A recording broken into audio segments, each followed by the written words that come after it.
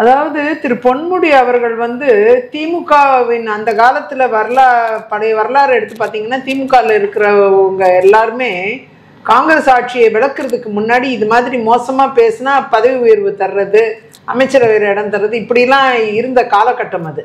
அப்போது அதே மாதிரி இப்போ பேசுனா வந்து பாஜக வளர்ச்சிக்கு பிறகு இப்போ பேசுனா வந்து ஒரு பெருமையாக இருக்குன்னு நினச்சி பேசினாரான்னு தெரியல. ஆனால் ரொம்ப கேவலமாக, ரொம்ப அசிங்கமாக, பெண்களை கொச்சைப்படுத்தும் இடத்தில், பெண் சமுதாயத்திற்கு இழுக்கை உண்டு பண்ணும் இடத்திலும், குறிப்பாக இந்து மதத்தை கொச்சைப்படுத்தும் இடத்திலும் இவர் பேசிய பேச்சு என்பது கண்டனத்துக்குரியது.